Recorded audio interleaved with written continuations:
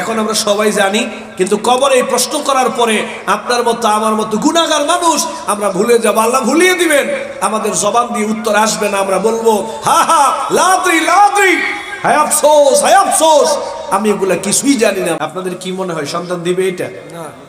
সন্তান চিন্তা করবে মাত্র নতুন 250 টাকা দিয়ে বালতিটা ক্রয় করলাম, এটা বাবারে দিলেই কি না দিলেই কি, তার চেয়ে ভালো এটা কিছুদিন থাকুক, আমরা ব্যবহার করি। সম্পদ ত্যাগ করে চলে আসে, কবর পর্যন্ত সম্পদ যায়, সম্পদ তাকে ত্যাগ করে চলে আসে, বালতি চলে আসে, মগ চলে আসে, কোদাল চলে আসে, কবর পর্যন্ত যায়, কিন্তু কবরে যায় না, ভিতরে যায় না। তৃতীয়ত কবর পর্যন্ত যায় মানুষের ঈমান আমল। সম্পদ চলে আসে, পৃথিবীর মানুষ চলে আসে, কিন্তু যখন কবরে রাখা হয় ওই কবরে মানুষের ঈমান আমল যায়। যারা ঈমানদার আল্লাহওয়ালা মানুষ, ভালো মানুষ, যারা এই পৃথিবীতে যারা নামাজ রোজা করবে, ভালো কাজ করবে, হালাল খাবে, পর্দার ভিতরে চলবে, আল্লাহকে ভয় করে যারা চলবে, এরকম মানুষদেরকে যখন কবরে রাখা হয়, মানুষ 40 কদম যেতে যতটা সময় লাগে ওই সময় চলে যাওয়ার পর ফেরেশতারা কবরে আসেন, এসে তাকে উঠাইয়া বসান। আপনারা সবাই জানেন মা রব্বুকা, তোমার রব কে ছিল, ওমা দীনুকা, তোমার দিন কি ছিল, আমার নবিউকা, তোমার নবী কে ছিল। এই প্রশ্নগুলোর উত্তর এখন আমরা সবাই জানি, কিন্তু কবরে এই প্রশ্নের উত্তর সবাই দিতে পারবে না। এই প্রশ্নের উত্তর কবরে সবাই দিতে পারবে না। দিতে পারবে কারা? যারা আল্লাহকে ভয় করে চলবে। পীরের মুরিদ হয়ে বসে থাকলে হবে না। পীর আপনাকে কবরে প্রশ্ন উত্তর দিয়ে দিবে না। পীর সাহেব পরকালে আপনাকে জান্নাতে নিয়ে যাবে না, কিছুই করতে পারবে না, কোনো কিছু করার সুযোগ নেই।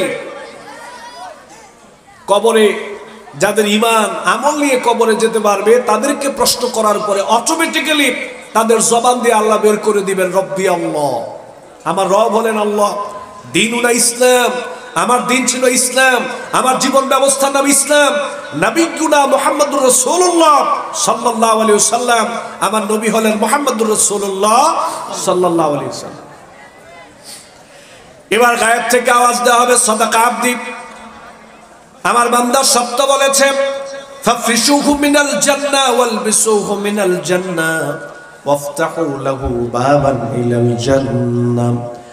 আমার বান্দা সত্য বলেছে, তার উত্তরগুলো সঠিক হয়েছে, তার গায়ের মধ্যে তোমরা জান্নাতের পোশাক পরিয়ে দাও, তার কবরে তোমরা জান্নাতের বিছানা বিছিয়ে দাও, আর তার চোখের দৃষ্টি যত দূর পর্যন্ত যাবে অত দূর পর্যন্ত আজকে তার কবরটাকে প্রশস্ত করে দাও। ও সত্য বলেছে, সঠিক উত্তর দিয়েছে। আর গায়ে জান্নাতের পোশাক পরাও, কবরে জান্নাতের বিছানা বিছিয়ে দাও, তার চোখের দৃষ্টি যত দূর পর্যন্ত যাবে অত দূর পর্যন্ত কবরটাকে আজকে তোমরা প্রশস্ত করে দাও। কবরকে প্রশস্ত করে দেওয়া হবে, বলা হবে কবরমুখী করে জান্নাতের একটা দরজা খুলে দাও, যাতে করে কিয়ামত পর্যন্ত এই ব্যক্তি কবরে আরামে ঘুমাইতে পারে। সুবহানাল্লাহ। এই হাদিসটা ভালো করে মনে রাখেন। এই ব্যক্তিকে ফেরেশতারা জান্নাতের পোশাক পরিয়ে কবরে জান্নাতের বিছানা বিছিয়ে আরাম সুন্দর পরিবেশে তাকে ঘুম পাড়িয়ে দিবেন। তাকে বলা হবে নাম কানাউমিল আরুস ইলা ইয়াউমি ইউবাসুন। তাকে বলা হবে কবরে তুমি আরামে ঘুমাও। দুলামিয়া বাসর সজ্জায় বৌনিয়া যেরকম নিশ্চিন্তে আরামে ঘুমায়, এই কবরে জান্নাতি পরিবেশে তুমি ঘুমিয়ে থাকো। কতদিন ঘুমাইবা? ইলা ইয়াউমি ইউবাসুন, কিয়ামত পর্যন্ত এই কবরে তুমি আরামে ঘুমিয়ে থাকো, তোমার ঘুম আর কেউ ভাঙাবে। এক ঘুমে কিয়ামত হয়ে যাবে, এক ঘুমে কিয়ামত। ইসরাফিল আলাইহিস সালাতু ওয়াস সালাম যখন সিংহায় ফুৎকার দিবেন, ঘুম ভেঙে যাবে, এক ঘুমে কিয়ামত। এর আগে আর কেউ ঝামেলা করবে না, ডিস্টার্ব করবে না, কেউ ঘুম ভাঙাবে না, জান্নাতি পরিবেশে আরামে ঘুমিয়ে থাকবে।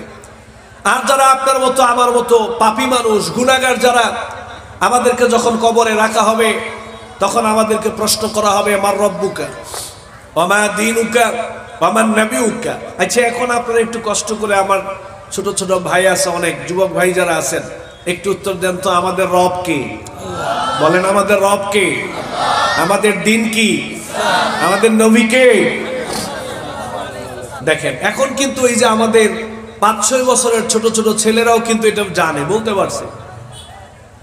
এখন আমরা সবাই জানি, কিন্তু এখন যদি মারা যায় 2 ঘন্টা পরে যদি আপনাকে আমাকে কবরস্থ করা হয়, আপনার আমার জীবনে যে গুনাহ আছে, পাপ আছে, আপনার মতো আমার মতো পাপী মানুষকে কবরে রাখার পরে প্রশ্ন করবে আমার রব্বুকা ওমা দীনুকা ওমা নবিয়ুকা। এখন কিন্তু জানি, কিন্তু কবরে ভুলে যাব, বলবো হা হা লাদ্রি লাদ্রি, হায় আফসোস হায় আফসোস, আমি তো এগুলা কিছুই জানি না। নাউজুবিল্লাহ। কন ব্রেন স্ট্রোক কোন রোগী দেখছেন আপনারা? মানে ব্রেন স্ট্রোক করলে কি অবস্থা হয়? ব্রেন স্ট্রোক করার পরে উনি পিছনে সব ভুলে যায়।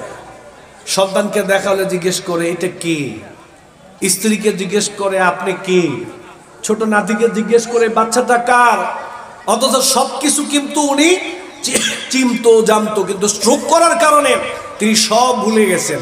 ব্রেন স্ট্রোক করার পরে উনি যে কাউরে চিনে না, এটা কি ইচ্ছে করে চিনতেছে না নাকি? নাও, ইচ্ছে করে না, অসুস্থতা ওনাকে ভুলিয়ে দিয়েছে। এখন আমরা সবাই জানি, কিন্তু কবরে এই প্রশ্ন করার পরে আপনার মতো আমার মতো গুনাহগার মানুষ আমরা ভুলে যাব। আল্লাহ ভুলিয়ে দিবেন, আমাদের জবান দিয়ে উত্তর আসবে না। আমরা বলবো হা হা লাদ্রি লাদ্রি, হায় আফসোস হায় আফসোস, আমি এগুলা কিছুই জানি না। নাউজুবিল্লাহ। এবার গায়েব থেকে আওয়াজ আসবে আন কাযাবা, সে মিথ্যা কথা বলছে। আরে ভালো করে ধরো, শক্ত করে তাকে বেঁধে নাও। ফাফরিশুহু মিনান নার ওয়ালবিসুহু মিনান নার আফতাহু লাহু বাবান ইলান নার। মিথ্যা কথা বলছে, তার কাছে নবী রাসূলগণ গিয়েছিল, কোরআন হাদিস দিয়ে তাকে দিনটা বোঝানো হয়েছিল, কোরআন হাদিস দিয়ে তাকে পরকালীন জীবন সম্পর্কে অবহিত করা হয়েছিল, কিন্তু সে মানে নাই। আরে ভালো করে ধরো, ওর গায়ের মধ্যে জাহান্নামের পোশাক পরাও, আর তার কবরের মধ্যে আজকে জাহান্নামের বিছানা বিছিয়ে দাও। ও ভুলে গেছে না, ওরা ভুলে দেওয়া হয়েছে। কেন? দুনিয়াতে আল্লাহকে ভয় করে চলে নাই, কোরআন হাদিসের কথাগুলো মানে নাই, নামাজ রোজা করে নাই, হালাল খায় নাই, সুদের লেনদেন করছে, ঘুষের লেনদেন করছে, ব্যাপারটাই চলেছে, গান বাজনা করেছে, তারপরে জেনা ব্যভিচার যত ধরনের নেশা রয়েছে সমস্ত পাপ কাজ তার দ্বারা হয়েছিল। অতএব আজকে তাকে ধরো, তার গায়ের মধ্যে জাহান্নামের পোশাক পরাও, কবরে জাহান্নামের বিছানা বিছিয়ে দাও। আর কবরকে বলা হবে কবর সংকীর্ণ হয়ে যা, কবর সংকীর্ণ হয়ে যাবে, চাপ দিবে এমন ভাবে আমার হাড়গুলো চূর্ণ বিচূর্ণ গুরু হয়ে যাবে, এক পাশের হাড় অপর পাশে চলে যাবে। কই আমার পিশাব কই গেল? আমার পিশাব তো নাই, কবরের মধ্যেই তো আমি ধরা খেয়ে গেলাম। এরপরে বলা হবে জাহান্নামের দিক করে কবরমুখী করে একটা দরজা খুলে দাও, যাতে সে কবরে থেকে জাহান্নামের কিছুটা শাস্তি ভোগ করতে পারে। নাউজুবিল্লাহ। কর আচ্ছা শোনেন, আমার দিকে তাকান সবাই, আমার দিকে। আমি এখন একটা বুঝের কথা, এই ভাই এই যে এদিকে এদিকে কথা শুনতে হবে, এখন গুরুত্বপূর্ণ কথাটা বলবো, তো ক্যামেরা ওয়াজ শুনবেন আমি, ঠিক আছে? আচ্ছা শোনেন, এবার খুব গুরুত্বপূর্ণ একটা কথা বলবো। আমার কথা ভুল হইলে আলেমদেরকে জিজ্ঞেস করেন। ইমানদারদের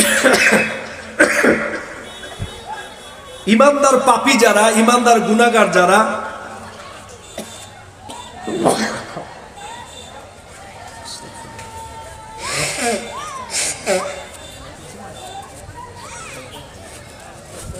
শোনেন ভালো করে শোনেন, কথাটা বুঝেন। ইমানদার যারা আর ইমানদার পাপী যারা, কবরে দুটো অবস্থা। ইমানদাররা কবরে প্রশ্ন উত্তর দিতে পারলে তাকে জান্নাতি পরিবেশে ঘুম পাড়িয়ে দেওয়া হবে। কতদিন পর্যন্ত ঘুমাবে? কোন সবাই কোন কতদিন? কিয়ামত পর্যন্ত ঘুমাবে। এই ঘুম আর কেউ ভাঙাতে পারবে না। দ্বিতীয়ত, যদি গুনাহগার হয় তাহলে তো কবরের শাস্তি চলবে।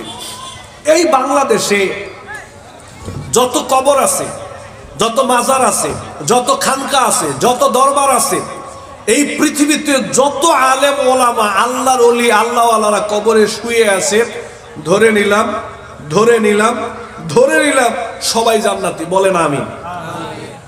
ধরে নিলাম কেন? নিশ্চিত জান্নাতি এটা বলা যাবে না, খবরদার। তিনি যত বড় আল্লাহওয়ালা হোক না কেন, নিশ্চিত জান্নাতি এই কথা কেউ বলতে পারবেন না। কেমনে বলতে পারবেন না? দলিল কি শোনেন। মুসলিম শরীফে একটা হাদিস আছে, লাম্মা কানা ইয়াউমা খায়বার, কাফেরদের বিরুদ্ধে খায়বারের যুদ্ধ চলতেছে, লড়াই চলতেছে। আকবালা নাফারুন মিন আসহাবিন নবী সাল্লাল্লাহু আলাইহি ওয়াসাল্লাম, সাহাবায়ে কেরামদের একটা দল যাচ্ছে। হঠাৎ করে বললেন ফুলানুন শহীদুন ফুলানুন শহীদুন, আমাদের মধ্যে অমুক শহীদ হয়ে গেছে, অমুক শহীদ হয়ে গেছে, জান্নাতে চলে গেছে। নবী কিছু বলে নাই। হাত্তা মারু আলা রাজুলিন, আরেকজন শহীদের পাশ দিয়ে গেলেন, যারা আগে ঘোষণা দিলেন ওনারাই বললেন ফুলানুন শহীদুন, আমাদের মধ্যে অমুক শহীদ হয়ে গেছে, জান্নাতে চলে গেছে। এবার নবী ভেটু দিলেন। নবী বলেন কাল্লা, কখনো নয়। ইন্নী রাআইতুহু ফিন্নার, পরের যেই ব্যক্তির ব্যাপারে তোমরা বললা শহীদ হয়ে গেছে, জান্নাতে চলে গেছে, আমি নবী দেখতে পাচ্ছি পরের শহীদকে আল্লাহ তাআলা জাহান্নাম দিয়েছেন। নাউজুবিল্লাহ। ব্যাপারটা কেমন হয়ে গেল না? একই মাঠের যোদ্ধা, আগের দুজন শহীদ হয়ে জান্নাতে চলে গেছে, নবী কিছু বলেন নাই। পরের ব্যক্তির ব্যাপারে নবী ভেটু মারলেন। কেন? যারা ঘোষণা দিল তারা অবাক হয়ে গেল, ঘটনা কি, কিসের কারণে শহীদ হওয়ার পরও নবী বললেন জাহান্নামে গেছে, কি কারণ? ওই সাহাবীরা ওই ব্যক্তির বাড়িতে গেলেন। বাড়িতে গিয়ে খোঁজ খবর নিলেন, দেখেন যে ঘরের কোনায় একটা রাষ্ট্রীয় শেরওয়ানি, রাষ্ট্রের সম্পদ ছিল, এটা জনগণের সম্পদ, গনিমতের মাল ছিল, বাইতুল মালের সম্পদ ছিল। ওই শেরওয়ানিটা তার কাছে ভালো লেগেছিল, সেটা নিজের জন্য রেখে দিয়েছে, আত্মসাৎ করেছে। রাষ্ট্রের একটা শেরওয়ানি আত্মসাৎ করছে শহীদ হওয়ার পরও।